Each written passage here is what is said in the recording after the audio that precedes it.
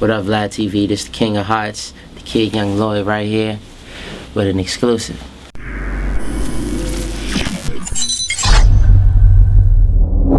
I think at Interscope, everybody's pretty hands-on, you know, from the bottom to the top, you know, from the worker bee all the way up to Uncle Jimmy.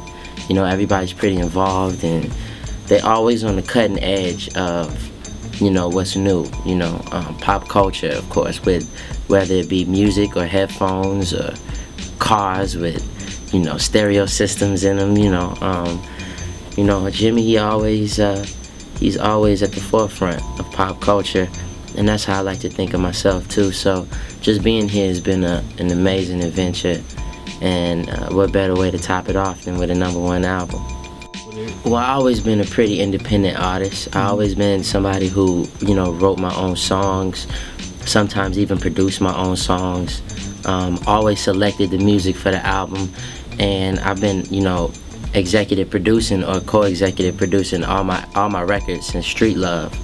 I put all my music out through Young Goldie, which is my own company, and a lot of people wonder what the YG on my Twitter come from, this Young Goldie music.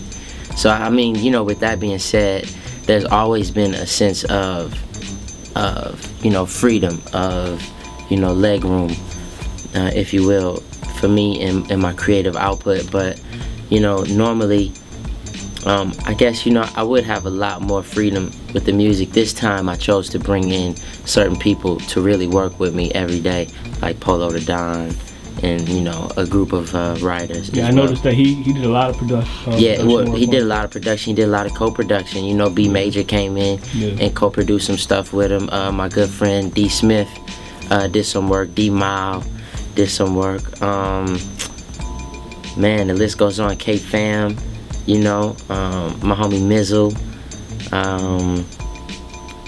Rock City had something to do with the album. You know, Andre 3000 wrote on the album.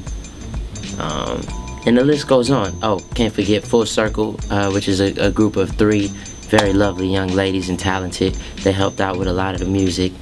And Esther Dean, who started it off with Lay It Down, was a part of the album too. So it's definitely been the most involved album as far as outside sources, because all my previous albums was just me.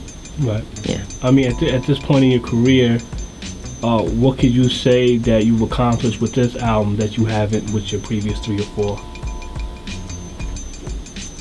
I think that I've established myself as an elite, you know, as someone who has consistency, you know, has a staying power. You know, I don't think that, you know, after being gone for 2 or 3 years, that it's easy for anybody to just bounce back like that. Right. You know, but I reinvented my style, I reinvented my look, my sound, and my crew.